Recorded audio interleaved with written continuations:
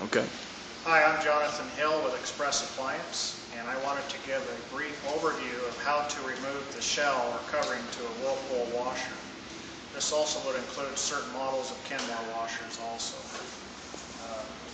Many times it's difficult for do-it-yourselfers to get into this brand of machine. First thing that needs to be done is the console needs to be loosened and rolled up so that you can access the clips to remove the cover. Many models will have screws on the front that you can undo, or screws in the back that you can undo. This particular model are in the back. You remove these screws here.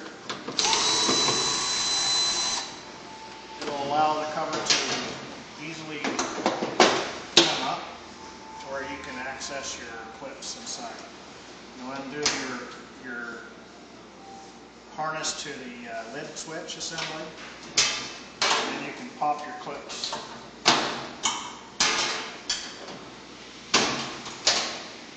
That'll allow you to remove the shell. And the shell just rotates and rocks right off the top.